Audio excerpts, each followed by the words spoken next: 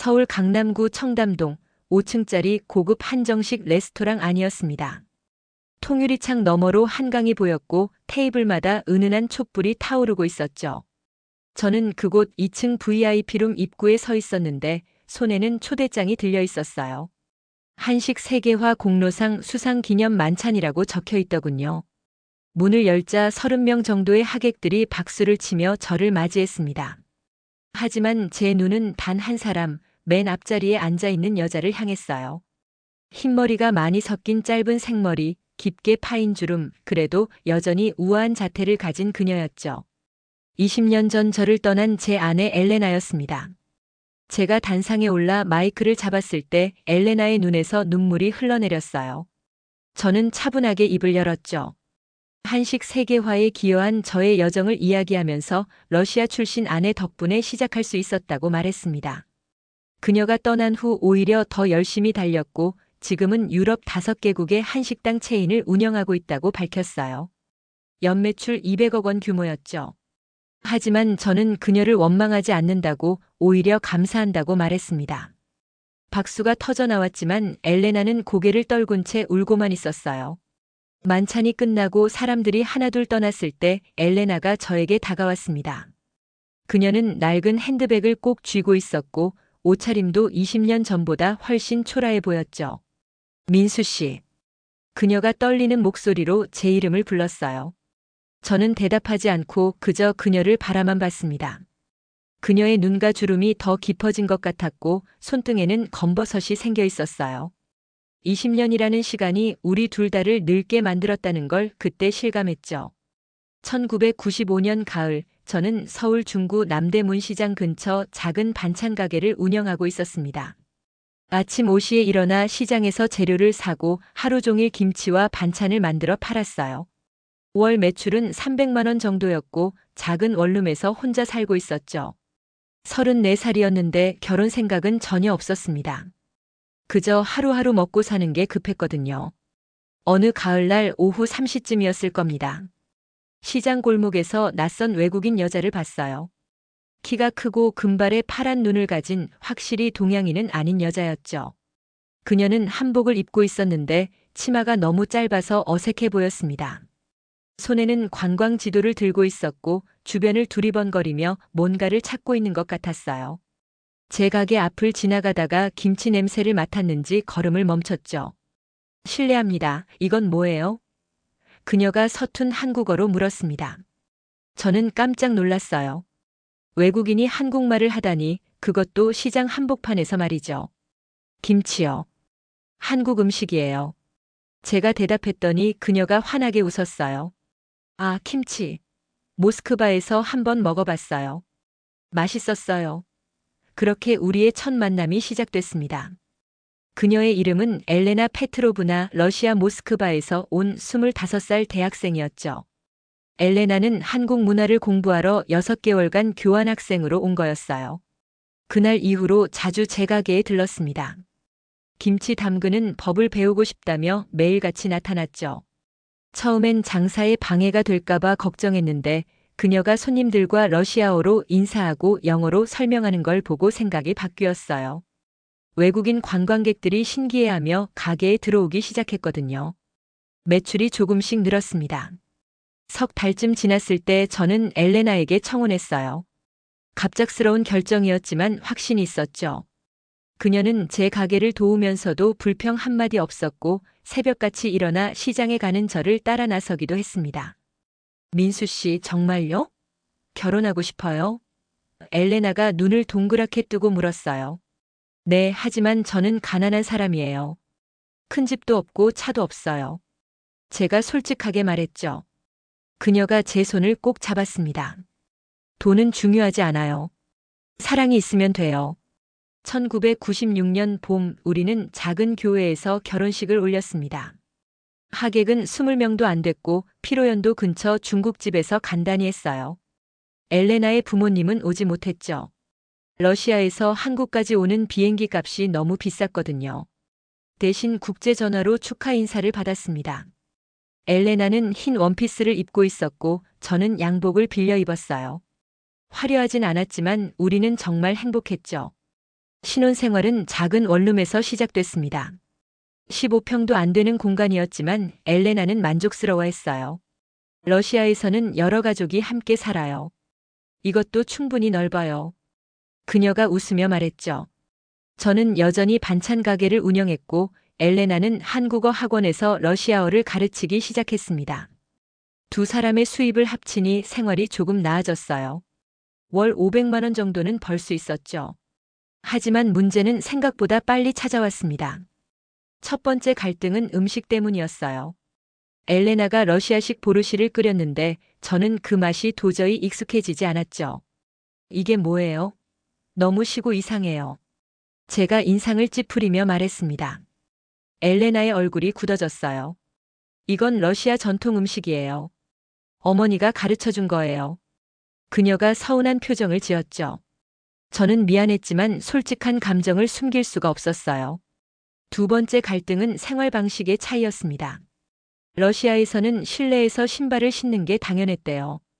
엘레나가 집안에서 슬리퍼를 신고 다니는 걸 보고 저는 깜짝 놀랐죠.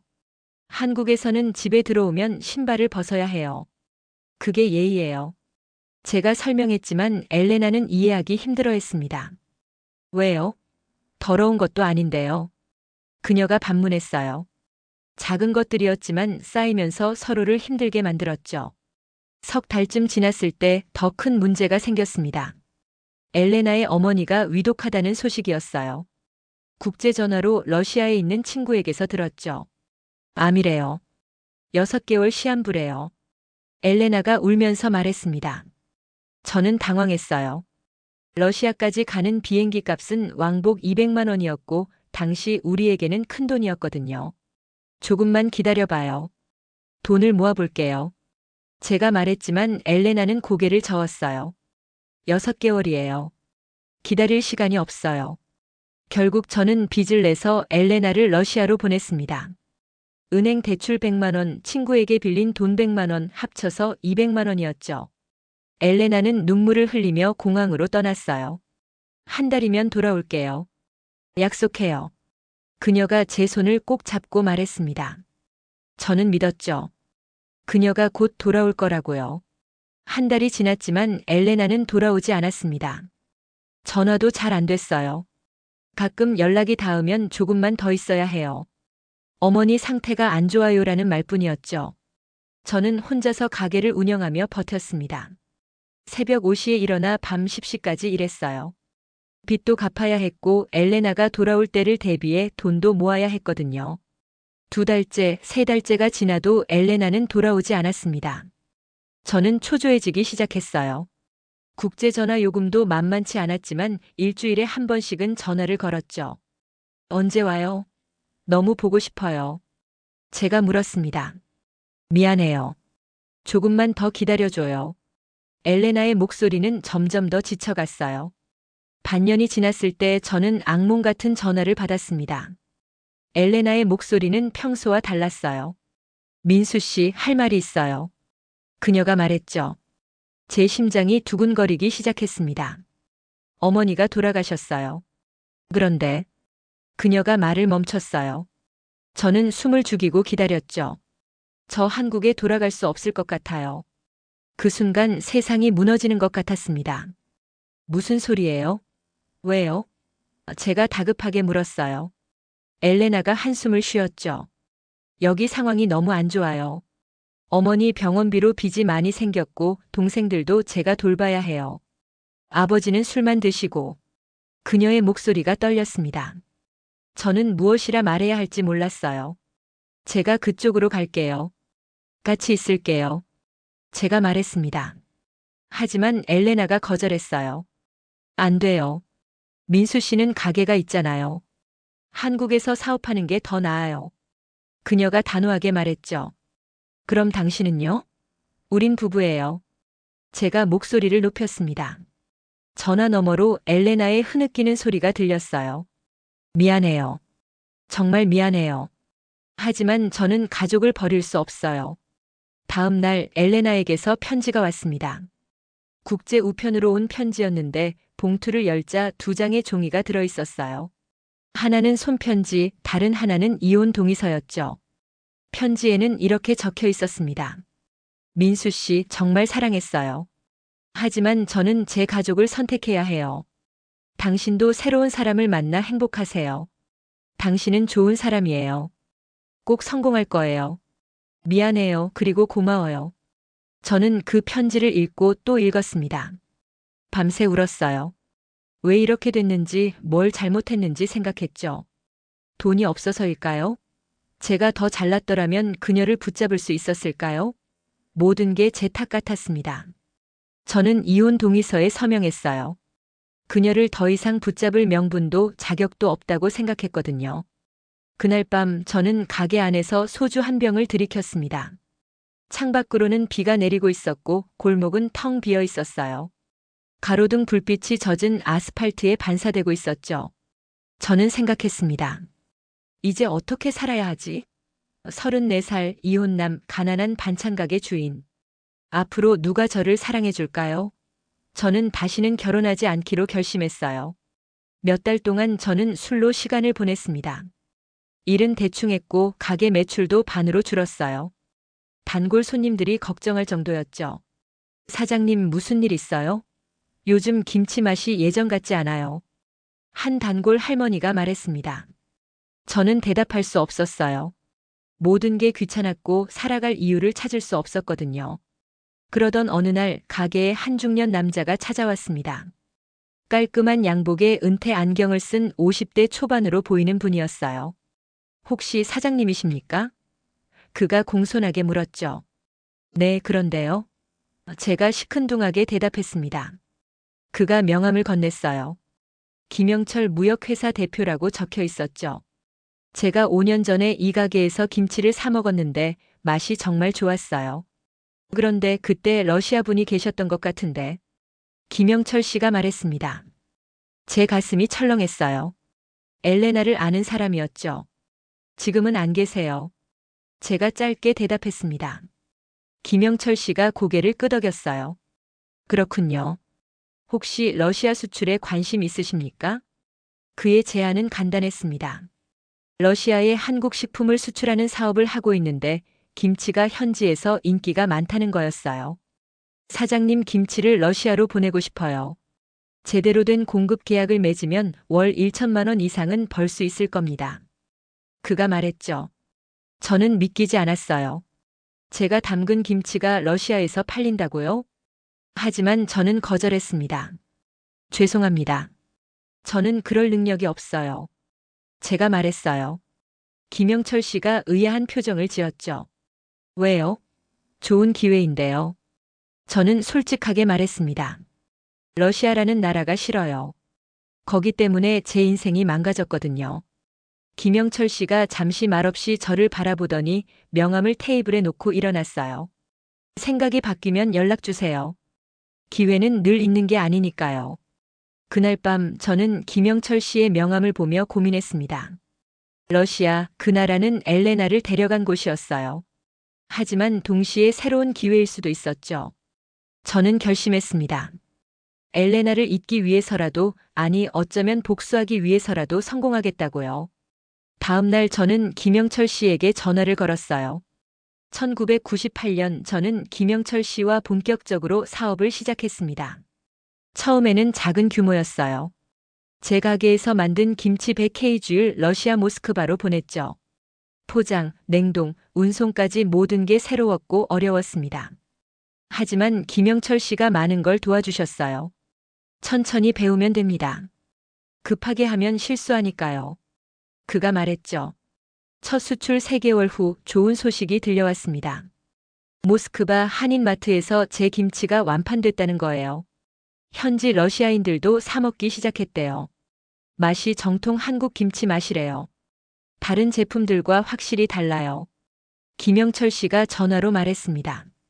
저는 기뻤어요. 동시에 복잡한 감정도 들었죠. 엘레나가 있는 그곳에서 제 김치가 팔리고 있다니. 저는 사업을 확장하기로 결심했습니다.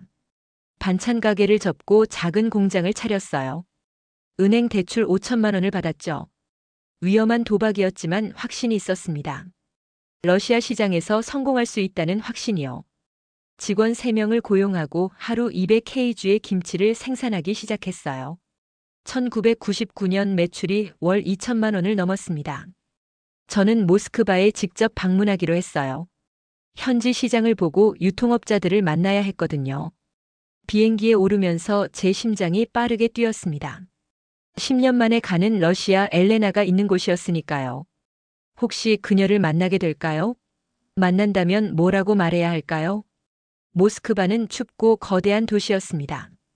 붉은 광장, 크렘린궁, 도스토예프스키가 걸었던 그 거리들이 눈앞에 펼쳐졌어요. 저는 호텔에 짐을 풀고 바로 한인마트로 향했죠.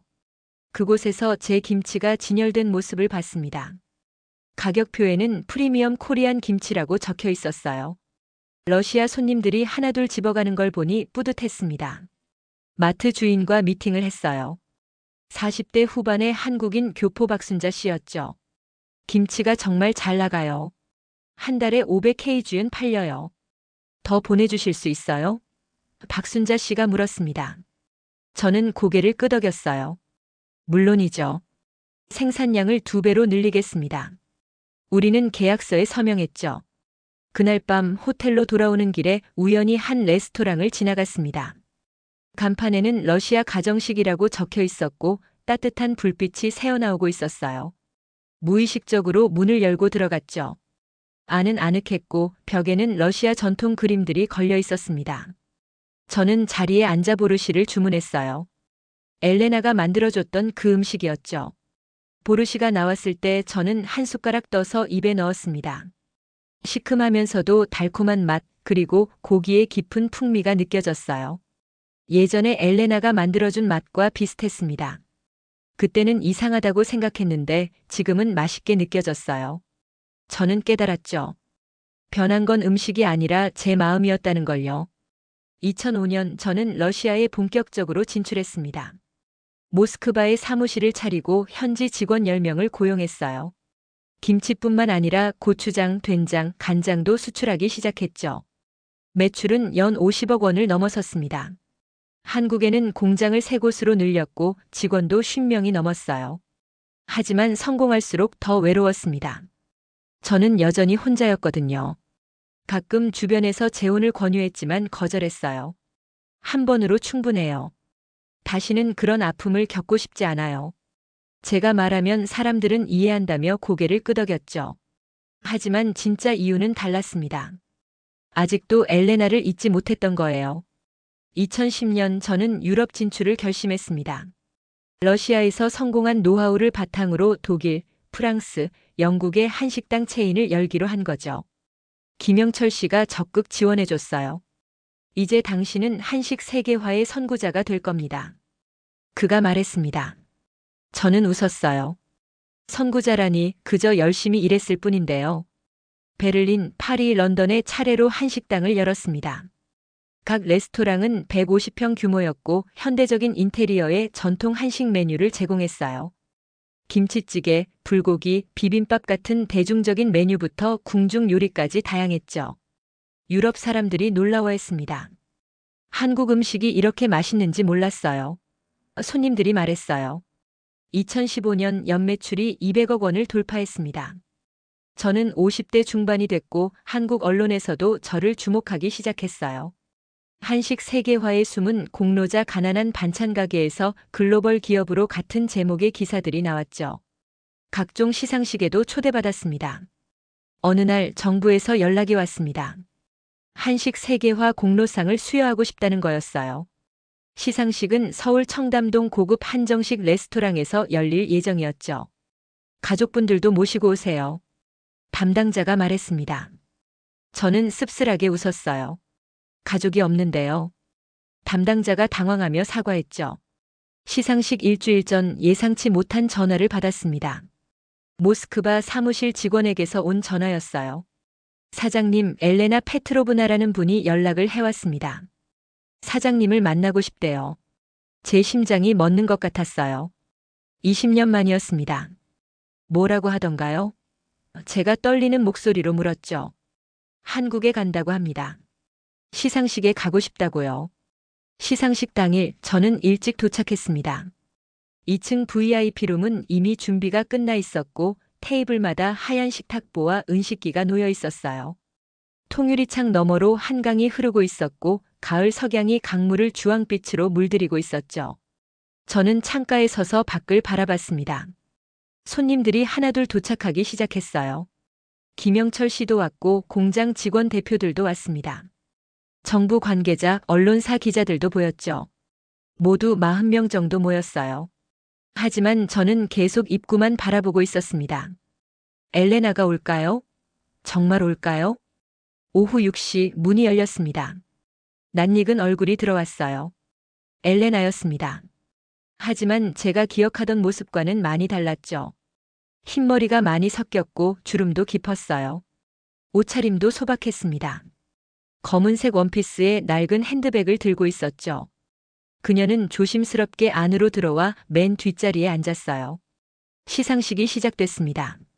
사회자가 제 이름을 호명했고 저는 단상으로 걸어갔어요.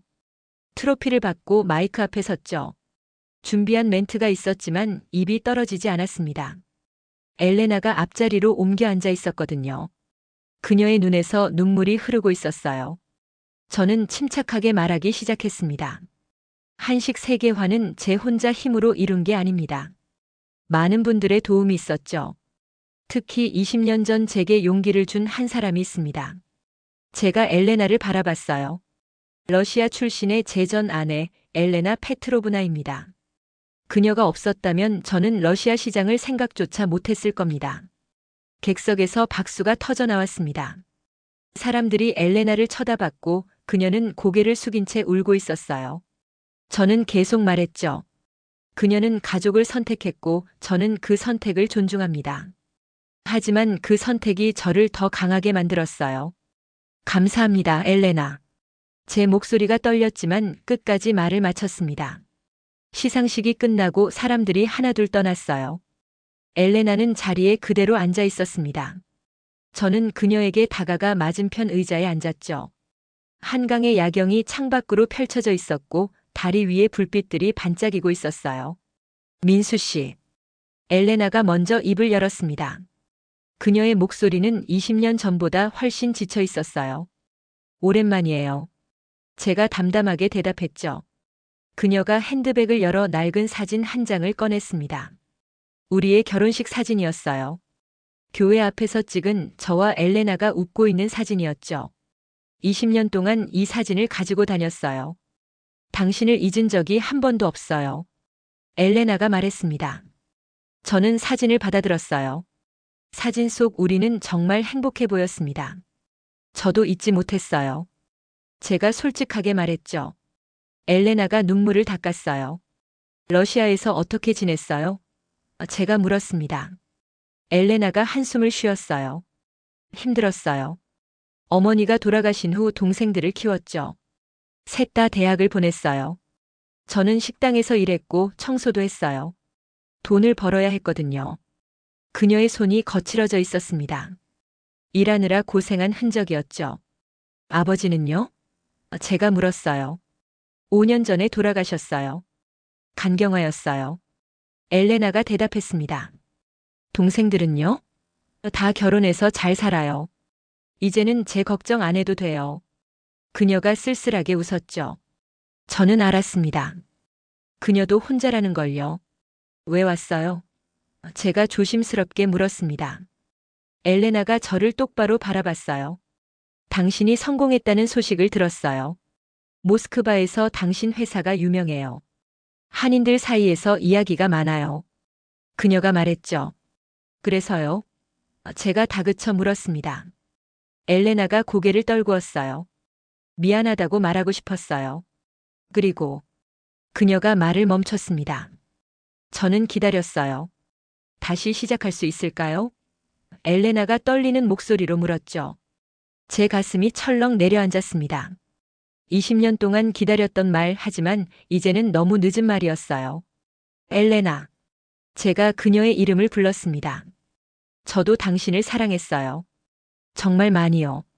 20년 동안 단 하루도 당신을 잊은 적이 없어요. 엘레나의 눈에 희망이 떠올랐죠. 하지만 저는 고개를 저었어요. 그런데 이제는 너무 늦었어요. 왜요? 저는 이제 자유로워요. 동생들도 다 컸고 당신과 함께 할 수 있어요. 엘레나가 다급하게 말했습니다. 저는 창밖을 바라봤어요. 한강 위로 유람선이 지나가고 있었고 배 안에 사람들이 웃고 있는 게 보였죠. 당신이 떠났을 때 저는 죽고 싶었어요. 매일 술을 마셨고 모든 걸 포기하고 싶었죠. 하지만 버텼어요. 당신을 증명하기 위해서, 아니 어쩌면 제 자신을 증명하기 위해서요. 제가 엘레나를 바라봤습니다. 20년이라는 시간 동안 저는 변했어요. 더 이상 그때의 가난한 반찬 가게 주인이 아니에요. 그리고 당신도 변했죠. 우리는 이제 다른 사람들이에요. 엘레나가 제 손을 잡았습니다. 사람은 변해도 사랑은 변하지 않아요. 저는 여전히 당신을 사랑해요. 그녀가 간절하게 말했어요. 저는 그녀의 손을 부드럽게 빼냈습니다. 저도 당신을 사랑해요. 하지만 그건 과거의 사랑이에요. 이제 우리는 각자의 길을 가야 해요. 민수 씨. 엘레나가 울먹였습니다. 저는 자리에서 일어났어요. 집에 가세요, 엘레나. 러시아로 돌아가서 행복하게 사세요. 동생들도 보고 조카들도 보면서요. 그게 당신이 선택한 삶이잖아요. 제가 말했죠. 엘레나가 고개를 저었어요. 다시 한 번만 기회를 주세요. 제발요. 저는 지갑에서 명함 한 장을 꺼냈습니다. 거기에 큰 금액을 적어서 그녀에게 건넸어요. 5천만 원이에요. 제 계좌로 내일 보내드릴게요. 러시아에서 작은 가게라도 하나 차리세요. 당신 인생을 사세요. 엘레나가 명함을 받아들며 울기 시작했어요. 돈이 필요한 게 아니에요. 당신이 필요해요. 미안해요. 제가 마지막으로 말했습니다. 하지만 저는 당신에게 줄 게 돈밖에 없어요. 제 마음은 이미 20년 전에 다 줬거든요. 저는 그녀를 두고 VIP룸을 나왔습니다. 복도를 걸으면서 뒤에서 엘레나의 흐느끼는 소리가 들렸어요. 하지만 돌아보지 않았죠. 엘리베이터를 타고 1층으로 내려왔을 때 제 눈에도 눈물이 고였습니다. 로비는 붐볐고 사람들이 웃으며 대화하고 있었어요. 저는 화장실로 가서 찬물로 얼굴을 씻었죠. 거울 속 제 모습이 낯설었습니다. 백발이 섞인 머리, 깊은 주름, 피곤해 보이는 눈. 밖으로 나오니 가을바람이 불고 있었어요. 낙엽이 바닥에 쌓여 있었고 거리는 네온 사인으로 밝게 빛나고 있었죠. 저는 천천히 걸으며 생각했습니다. 제가 올바른 결정을 한 걸까요? 엘레나를 다시 받아들였어야 했을까요? 아니에요. 저는 확신했습니다. 20년이라는 시간은 너무 길었어요. 우리는 이미 다른 사람이 됐고 각자의 인생을 살아왔죠. 그녀는 가족을 선택했고 저는 성공을 선택했습니다. 둘 다 옳은 선택이었어요. 단지 함께할 수 없었을 뿐이죠. 다음 날 아침 저는 회사 사무실로 갔습니다. 강남역 근처 오피스텔 20층이었어요. 큰 유리창 너머로 서울 시내가 한눈에 보였죠. 책상 위에는 서류들이 쌓여 있었고 컴퓨터 화면에는 러시아 지사의 매출 보고서가 띄워져 있었습니다. 저는 의자에 앉아 깊은 한숨을 쉬었어요. 비서 김미영 씨가 커피를 가져왔습니다. 사장님, 어제 시상식 축하드려요. 기사도 많이 났던데요. 그녀가 밝게 말했어요. 고맙습니다. 제가 짧게 대답했죠. 김미영 씨가 제 표정을 살피더니 조심스럽게 물었습니다. 괜찮으세요? 안색이 안 좋아 보이는데요. 저는 고개를 저었어요. 괜찮아요. 그냥 피곤해서요. 오전 10시 러시아 모스크바 지사에서 화상 회의 요청이 왔습니다. 현지 지사장 최동욱 씨가 화면에 나타났어요. 사장님, 보고 드릴 게 있습니다. 어제 엘레나 페트로브나 씨가 사무실에 다녀갔습니다. 제 심장이 두근거렸죠. 무슨 일로요? 제가 물었습니다. 사장님을 만나고 싶다고 했는데 이미 한국에 가셨다고 들었대요. 그래서 그냥 가셨습니다. 최동욱 씨가 계속 말했어요. 그런데 좀 이상한 게 그분 옷차림이나 분위기가 많이 힘들어 보였어요. 혹시 아는 분이세요? 저는 잠시 침묵했습니다. 예전에 알던 사람이에요. 특별히 신경 쓰지 않아도 돼요. 제가 대답했죠. 최동욱 씨가 알겠다며 고개를 끄덕였습니다. 회의를 마치고 나니 정오가 넘었어요. 저는 혼자 점심을 먹으러 나갔습니다. 회사 근처 한식당에 들어가 김치찌개를 시켰죠. 찌개가 나왔을 때 저는 한 숟가락 떠서 맛을 봤어요. 적당히 맵고 시원한 맛이었습니다. 하지만 예전 제가 만들던 맛과는 달랐죠. 더 세련됐지만 덜 따뜻했어요. 식사를 마치고 사무실로 돌아오는 길에 휴대폰이 울렸습니다. 김영철 씨였어요. 민수 씨, 어제 시상식 축하해요. 잘 봤습니다. 그가 말했죠. 감사합니다. 다 선배님 덕분이에요. 제가 대답했습니다. 김영철 씨가 잠시 말을 멈췄다가 조심스럽게 물었어요. 어제 그 러시아 분 전 부인이죠? 괜찮으세요? 괜찮습니다. 제가 짧게 대답했어요. 김영철 씨가 한숨을 쉬었습니다. 20년 만에 만나면 쉽지 않죠. 마음 정리 잘하세요. 과거에 매달리면 현재를 잃어버립니다. 그의 말이 가슴에 와닿았어요. 네, 알겠습니다. 제가 대답하고 전화를 끊었죠. 오후 내내 일에 집중하려 했지만 쉽지 않았습니다. 자꾸 엘레나의 얼굴이 떠올랐어요. 20년 전 그녀의 밝은 웃음, 김치 담그는 법을 배우며 즐거워하던 모습, 그리고 어제 눈물 흘리던 모습까지. 저는 창밖을 바라봤습니다. 구름이 빠르게 움직이고 있었고 햇빛이 건물들 사이로 비추고 있었어요. 저녁 6시 퇴근 시간이 됐지만 집에 가기 싫었습니다. 혼자 사는 아파트로 돌아가면 또 생각에 잠길 게 뻔했거든요. 저는 회사 근처 카페에 들어가 아메리카노를 주문했어요. 창가 자리에 앉아 사람들을 구경했죠. 퇴근하는 직장인들, 손을 잡고 걷는 연인들, 아이를 데리고 가는 부모들. 문득 제 인생을 돌아봤습니다.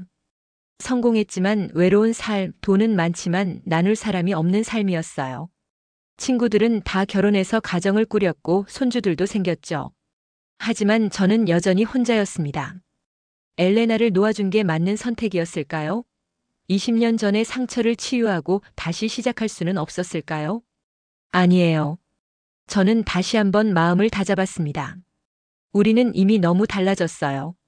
같은 언어를 쓰지만 다른 문화 속에서 살았고 서로 다른 아픔을 겪으며 성장했죠. 다시 만난다 해도 20년 전의 그 사랑은 돌아오지 않을 거예요. 단지 추억일 뿐이었습니다. 일주일 후 저는 엘레나에게 약속한 돈을 보냈습니다. 5천만 원 러시아 은행 계좌로 송금했어요. 그리고 짧은 메시지를 함께 보냈죠. 행복하세요. 과거에 얽매이지 말고 앞으로 나아가세요. 저도 그럴게요. 답장은 오지 않았습니다. 어쩌면 그게 더 나았을지도 몰라요. 한 달이 지났고 계절은 겨울로 접어들었습니다. 서울에 첫눈이 내렸어요. 사무실 창밖으로 하얀 눈송이들이 천천히 떨어지는 게 보였죠. 저는 커피를 마시며 눈을 바라봤습니다. 러시아의 겨울도 이렇게 아름다울까요? 엘레나는 지금 무엇을 하고 있을까요? 그날 오후 김미영 씨가 우편물 한 통을 가져왔습니다. 러시아에서 온 편지였어요. 엘레나의 이름이 적혀 있었죠. 저는 조심스럽게 봉투를 열었습니다. 안에는 손편지 한 장과 사진 한 장이 들어 있었어요. 편지에는 이렇게 적혀 있었습니다. 민수 씨, 돈 감사해요. 하지만 저는 그 돈을 쓰지 않을 거예요. 당신의 성공이 제게는 더 큰 선물이에요. 당신이 행복하다는 걸 알았으니까요. 저도 이제 과거를 놓을게요. 당신 말이 맞았어요. 우리는 이미 다른 사람이 됐고 각자의 길을 가야 해요. 건강하세요. 그리고 언젠가 좋은 사람 만나세요. 당신은 사랑받을 자격이 있는 사람이에요. 사진은 엘레나와 그녀의 가족들이 함께 찍은 것이었어요. 3명의 동생들과 그들의 배우자, 그리고 6명의 조카들이 함께 웃고 있었죠. 엘레나도 웃고 있었습니다. 힘들어 보이지만 행복해 보이는 미소였어요. 저는 그 사진을 보며 안도했습니다. 그녀도 자기만의 행복을 찾았구나. 저는 편지를 조심스럽게 서랍에 넣었어요. 그리고 일을 계속했죠. 다음 주에는 파리 지점 실사가 있었고 다다음 주에는 새로운 메뉴 개발 회의가 잡혀 있었습니다. 삶은 계속됐고 저는 앞으로 나아가야 했어요. 2018년 저는 60살이 됐습니다. 회사는 더욱 성장했고 유럽 7개국에 지점을 두게 됐어요. 직원 수는 200명이 넘었고 연매출은 300억 원을 돌파했죠. 한국 정부에서 또 한 번 표창을 받았고 각종 매체에서 인터뷰 요청이 쏟아졌습니다. 하지만 개인적인 삶은 여전히 공허했어요. 넓은 아파트에 혼자 살고 저녁 식사도 대부분 혼자 했죠. 가끔 김영철 씨나 회사 직원들과 저녁을 먹었지만 집에 돌아오면 또 혼자였습니다. 침대에 누워 천장을 바라보며 생각했어요. 이게 제가 원했던 삶인가요? 어느 날 밤 저는 오래된 사진첩을 꺼냈습니다. 20년 넘게 보지 않았던 사진첩이었어요. 첫 페이지를 넘기자 젊은 시절의 제 모습이 나왔죠. 반찬 가게 앞에서 찍은 사진, 엘레나와 함께 시장을 걸으며 찍은 사진, 결혼식 날 교회 앞에서 찍은 사진들이었습니다. 사진 속에 저는 가난했지만 행복해 보였어요. 눈빛이 밝았고 웃음이 진심이었죠. 엘레나도 마찬가지였습니다. 금발 머리에 파란 눈을 가진 그녀는 한복을 입고 어색하게 웃고 있었어요. 우리는 정말 사랑했었죠. 돈이 없어도 문화가 달라도 그저 서로를 사랑했습니다. 저는 사진첩을 덮고 창밖을 바라봤어요. 서울의 야경이 펼쳐져 있었고 수많은 불빛들이 반짝이고 있었죠. 저 불빛 하나하나가 누군가의 삶이겠죠. 행복한 사람도 있고 불행한 사람도 있겠지만 모두 각자의 이야기를 가지고 살아가고 있을 거예요. 문득 전화벨이 울렸습니다. 밤 11시가 넘은 시각이었어요. 누구일까 싶어 화면을 봤더니 모르는 러시아 번호였죠. 저는 조심스럽게 전화를 받았습니다. 여보세요? 제가 말했어요.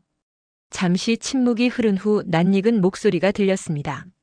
민수 씨. 엘레나였어요. 엘레나? 제가 놀라서 물었습니다. 네, 저예요. 갑자기 전화해서 미안해요. 그녀의 목소리는 떨리고 있었어요. 무슨 일이에요? 괜찮아요? 제가 걱정스럽게 물었죠. 엘레나가 한숨을 쉬었습니다. 저, 아파요. 병원에서 검사를 받았는데 제 심장이 쿵 내려앉았어요. 무슨 병이에요? 제가 다급하게 물었습니다. 췌장암이래요. 사기래요. 엘레나가 떨리는 목소리로 말했죠. 저는 말문이 막혔어요. 췌장암 사기, 그건 거의 희망이 없다는 뜻이었습니다. 의사가 6개월 정도래요. 저는 무엇이라 말해야 할지 몰랐습니다. 치료는 받고 있어요? 제가 겨우 물었어요. 받고 있지만 효과가 없대요.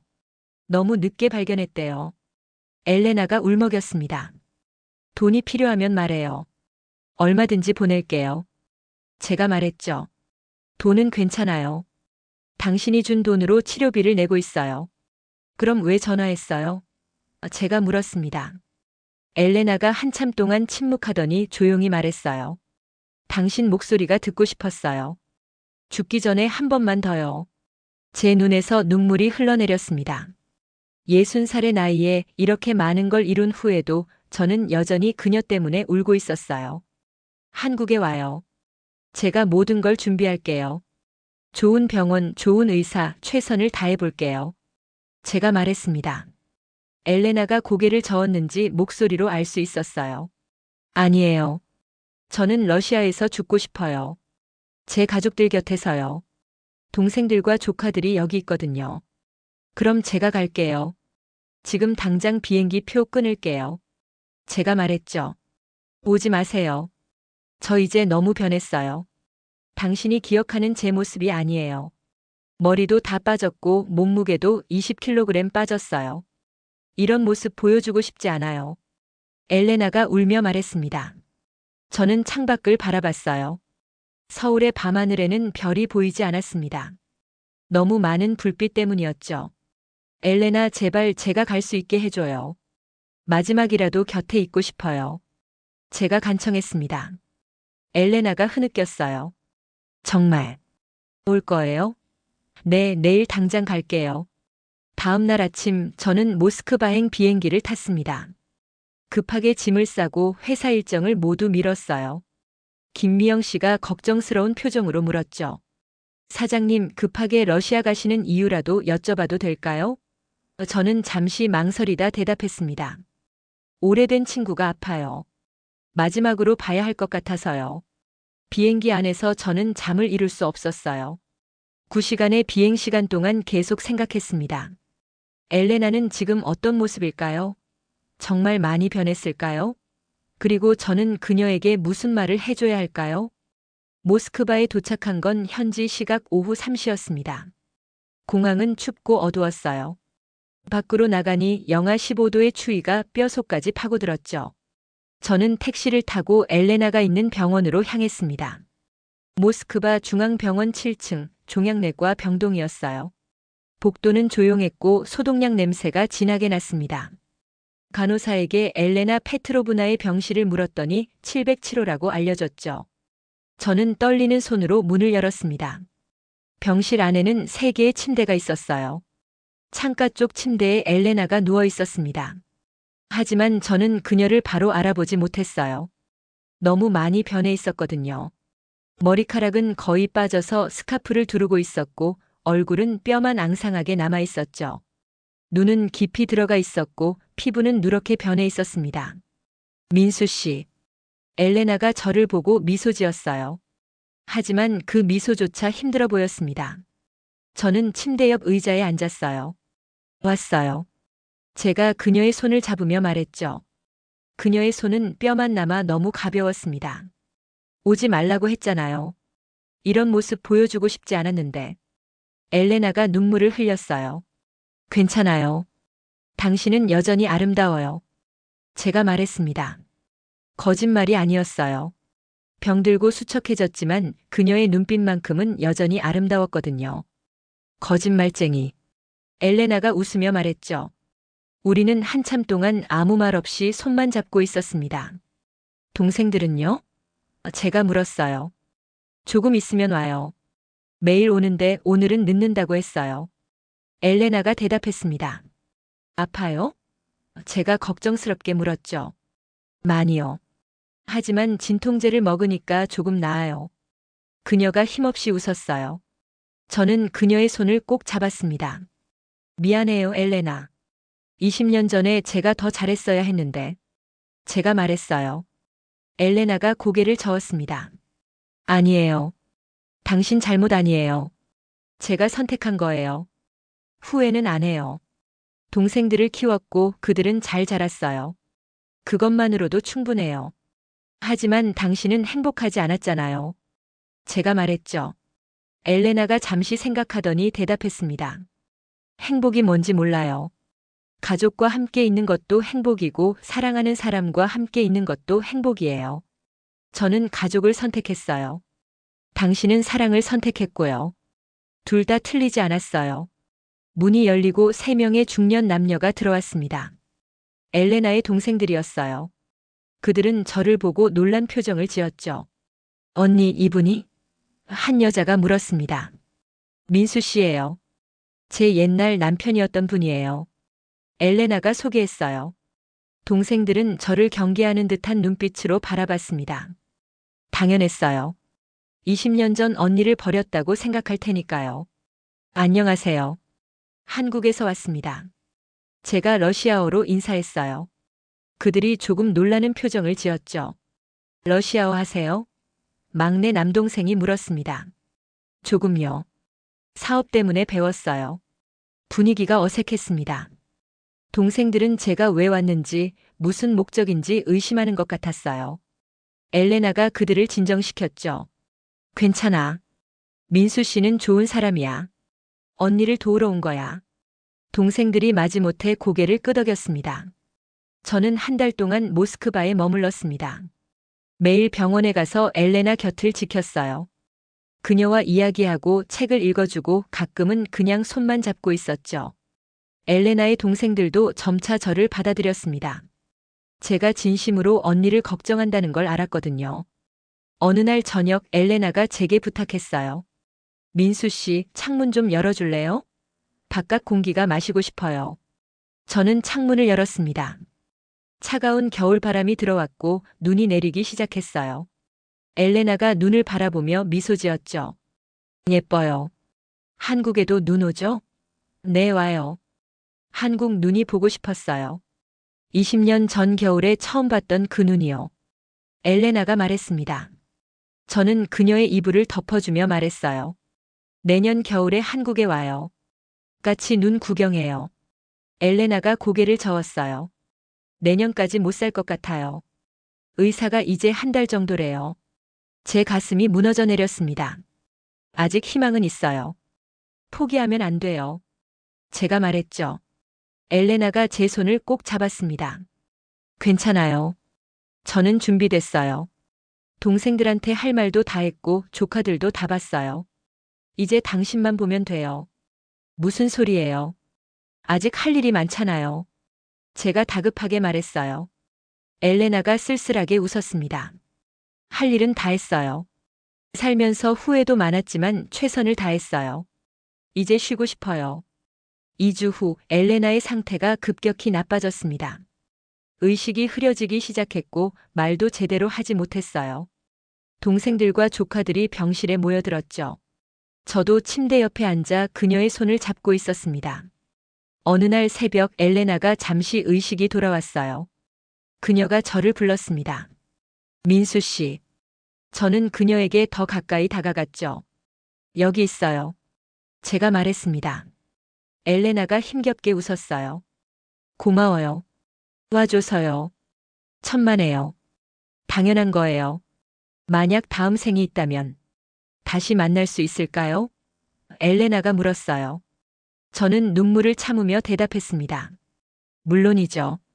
그때는 절대 놓치지 않을게요. 엘레나가 만족스러운 표정을 지었습니다. 좋아요. 약속이에요. 그녀의 목소리가 점점 작아졌어요.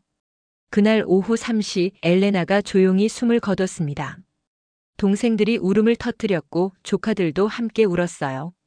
저도 눈물을 흘렸습니다. 60년을 살면서 이렇게 많이 운 적은 없었죠. 사랑했던 사람, 잊지 못했던 사람, 그리고 다시 만났지만 함께할 수 없었던 사람이었습니다. 장례식은 모스크바 교회에서 치러졌어요. 100명 정도의 조문객이 왔습니다. 엘레나의 친구들, 이웃들, 그리고 그녀가 일했던 식당 동료들이었죠. 저는 조문객들에게 인사를 받으며 엘레나가 얼마나 많은 사람들에게 사랑받았는지 알았습니다. 장례식이 끝나고 엘레나의 막내 여동생 이리나가 저를 찾아왔어요. 언니가 당신에게 주라고 했어요. 그녀가 작은 상자 하나를 건넸습니다. 저는 상자를 열었어요. 안에는 우리의 결혼 반지가 들어있었죠. 20년 넘게 간직하고 있었던 거예요. 언니가 말했어요. 당신을 사랑했다고요. 단 한 번도 잊은 적 없다고요. 이리나가 말했습니다. 저는 반지를 손에 쥐고 눈물을 흘렸어요. 저도요. 저도 사랑했어요. 이리나가 제 어깨를 토닥였습니다. 알아요. 언니도 알았을 거예요. 모스크바를 떠나는 날, 저는 엘레나의 무덤을 마지막으로 찾아갔습니다. 하얀 눈이 무덤을 덮고 있었고 십자가에는 그녀의 이름이 새겨져 있었어요. 저는 무덤 앞에 무릎을 꿇고 말했습니다. 안녕, 엘레나. 행복하세요. 그리고 사랑했어요. 비행기에 오르면서 저는 창밖을 바라봤어요. 모스크바가 점점 작아지고 있었습니다. 엘레나가 살았던 도시, 그녀가 가족을 위해 모든 것을 희생했던 곳이었죠. 저는 깨달았습니다. 사랑에는 정답이 없다는 걸요. 그녀의 선택도 제 선택도 모두 옳았어요. 단지 함께할 수 없었을 뿐이죠. 서울로 돌아온 저는 일상으로 복귀했습니다. 하지만 뭔가 달라져 있었어요. 예전처럼 일에만 몰두할 수 없었죠. 자꾸 엘레나가 생각났고 우리가 함께했던 짧은 시간들이 떠올랐습니다. 가난했지만 행복했던 그 시절이요. 어느 날 저는 결심했습니다. 회사 경영에서 한 발짝 물러나기로요. 60살이 넘었고 이제 후배들에게 기회를 줄 때라고 생각했어요. 저는 전문 경영인을 영입해 대표 자리를 넘겼습니다. 대신 회장으로 물러나 큰 그림만 그리기로 했죠. 시간이 생기자 저는 새로운 일을 시작했어요. 다문화 가정을 돕는 재단을 만든 거예요. 한국인과 외국인이 결혼해서 겪는 문화 차이, 언어 문제, 경제적 어려움을 돕는 일이었죠. 엘레나와 제가 겪었던 어려움을 다른 부부들은 겪지 않았으면 하는 마음이었습니다. 재단 이름은 글로벌 하트로 지었어요. 매년 10억 원의 기금을 조성해서 어려운 다문화 가정의 생활비, 교육비, 의료비를 지원했습니다. 또 문화 이해 프로그램도 운영했죠. 한국 문화와 외국 문화를 서로 배우고 존중하는 법을 가르쳤어요. 첫 수혜자는 필리핀 출신 아내와 한국인 남편이었습니다. 남편이 사업에 실패해서 빚이 많았고 아내는 언어 문제로 일자리를 구하지 못하고 있었어요. 저희 재단에서 생활비 500만 원을 지원하고 아내에게 한국어 교육을 제공했죠. 6개월 후 아내가 제과점에 취직했고 남편도 새 일자리를 찾았습니다. 감사합니다. 회장님 덕분에 우리 가족이 다시 일어설 수 있었어요. 남편이 눈물을 흘리며 말했어요. 저는 그들의 손을 잡았습니다. 아니에요. 당신들 스스로 이뤄낸 거예요. 저는 조금 도왔을 뿐이에요. 하지만 진심은 달랐어요. 그들을 도우면서 저도 위로받았거든요. 2020년 코로나19가 전 세계를 강타했습니다. 다문화 가정은 더욱 큰 어려움을 겪었어요. 외국인 아내들은 귀국하지 못했고 경제적 어려움도 심해졌죠. 저희 재단은 긴급 지원을 확대했습니다. 식료품 지원, 마스크 배포, 온라인 한국어 교육 등을 제공했어요. 그러던 중 한 러시아 출신 여성을 만났습니다. 이름은 나타샤, 30대 초반이었어요. 한국인 남편과 결혼해서 아이 둘을 키우고 있었죠. 코로나로 남편이 직장을 잃었고 나타샤는 생계를 위해 공장에서 일하고 있었습니다. 회장님, 저 너무 힘들어요. 남편은 우울증에 걸렸고 시어머니는 저를 무시해요. 한국말도 아직 서툴러서 아이들 학교 일도 못 도와줘요. 나타샤가 울며 말했어요. 저는 그녀의 이야기를 듣는데 엘레나가 떠올랐습니다. 그녀도 이런 어려움을 겪었을 거예요. 괜찮아요. 천천히 하면 돼요. 한국어는 배우면 되고 시어머니와의 관계도 시간이 해결해 줄 거예요. 제가 위로했습니다. 하지만 남편은 매일 술만 마시고 저한테 화풀이해요. 때로는 러시아로 돌아가고 싶어요. 나타샤가 말했죠. 저는 진지하게 그녀를 바라봤습니다. 돌아가지 마세요. 아이들이 있잖아요. 힘들겠지만 버텨보세요. 제가 도울게요. 저희 재단에서 나타샤 가족에게 월 200만 원을 6개월간 지원했어요. 남편에게는 재취업 교육을, 나타샤에게는 한국어 개인 교습을 제공했죠. 1년 후 나타샤를 다시 만났습니다. 그녀의 얼굴에는 웃음이 돌아와 있었어요. 회장님, 남편이 새 직장을 구했어요. 그리고 시어머니께서 이제 저를 인정해 주세요. 제가 만든 러시아 음식도 맛있다고 하세요.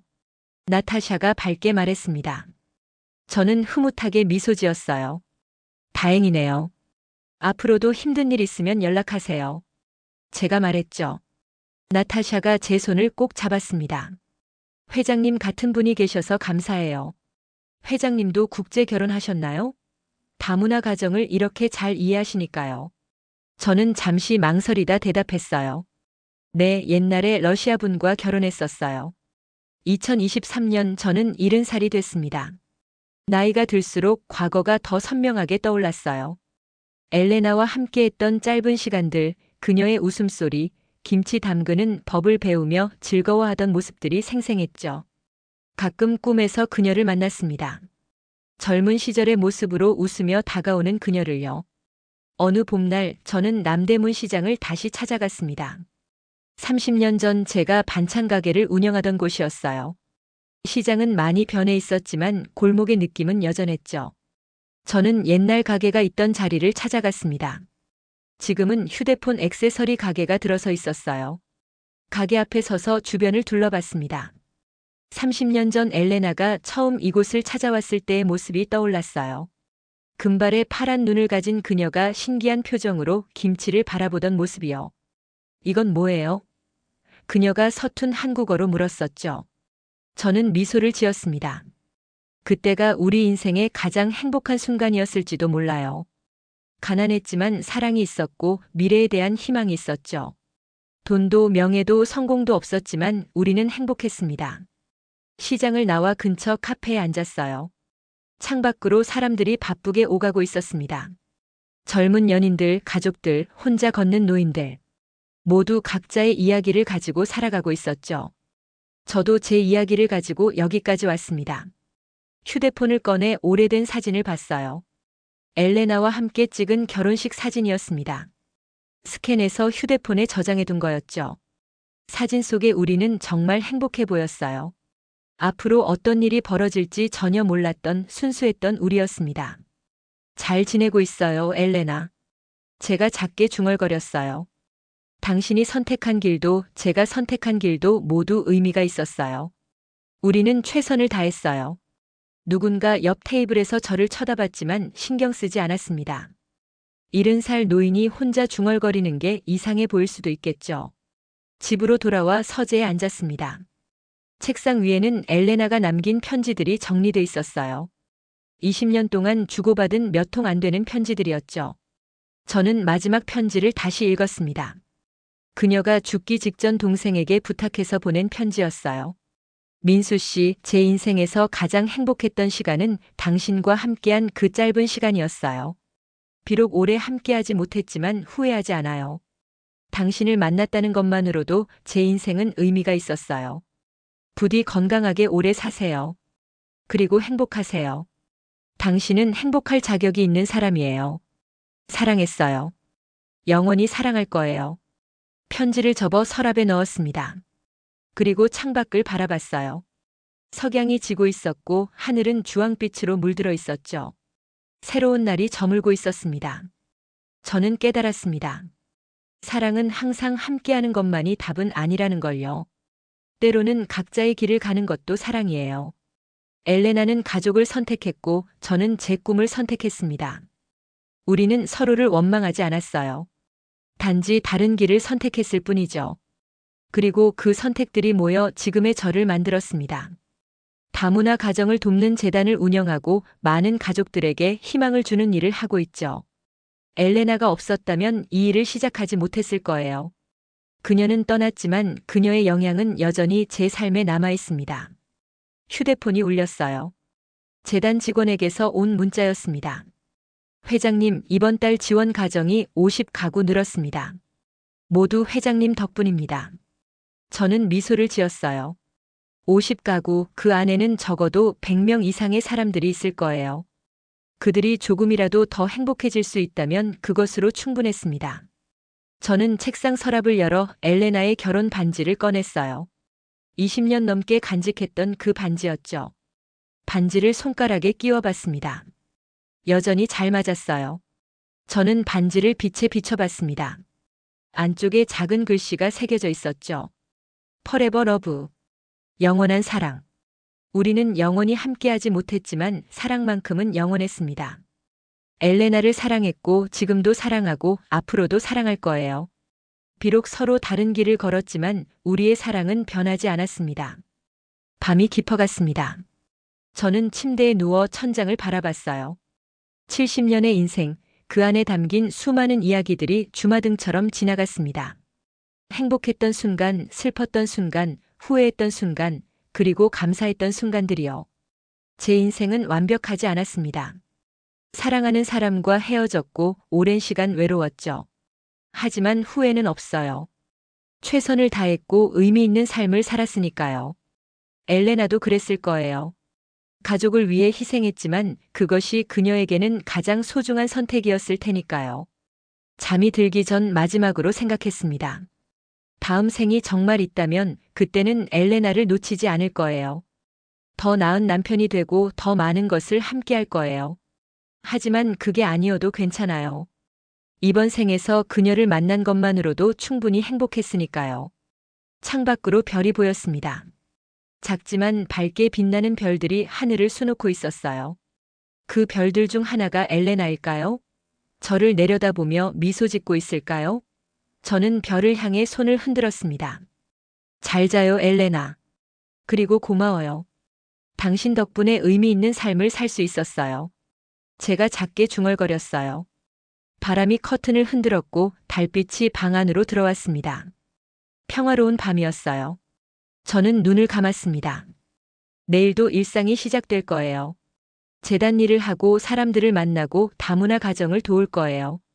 그게 제가 엘레나에게 줄 수 있는 마지막 선물이니까요. 그녀가 겪었던 어려움을 다른 사람들은 겪지 않도록 그들의 사랑이 문화의 차이로 무너지지 않도록 돕는 거예요. 그것이 제 삶의 의미가 됐습니다.